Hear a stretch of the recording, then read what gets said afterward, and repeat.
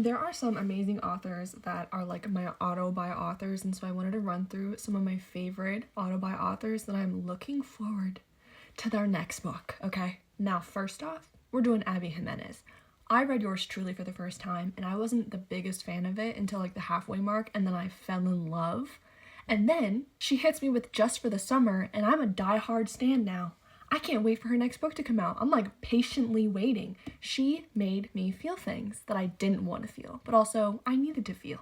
Her found family tropes are top tier, and I just cannot get enough of her quotable words that she puts in her books. The next one is my girl Emily Henry. She is also another author that writes fiction and you question, is this really fiction? I really feel like it's not, because I've been through this and I'm not a fictional character, am I? I mean, I guess we could go into the conspiracy theory that we're in a simulation, but I feel like I'm not a fictional character. She writes so beautifully. Her quotes are phenomenal. She deals with grief and happiness in an amazing way. Beach Read is my favorite funny story I love. Like, there's no bad books. Happy Place, if you want to feel bad and feel like you're in your mid-20s and don't know how to deal with friendships, moving away, graduating, all that stuff, read that book. That'll kill you, okay? My next auto-buy author, Ashley Poston. Another great author that talks about grief in a beautifully written way. I am obsessed. 7 Year Slip I wasn't the biggest fan of, but her quotes, the way that she writes is fantastic. The Dead Romantics made me cry because of all the grief that she made me feel in that book.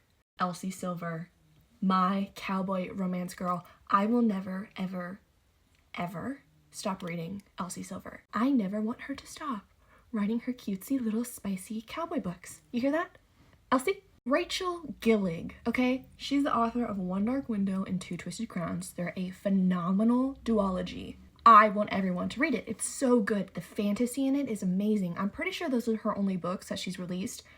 I am patiently waiting for her next book to come out, and I'm pretty sure it's coming out soon, hopefully. My girl Runix. I am obsessed with the dark verse. I will never, ever, ever, ever stop.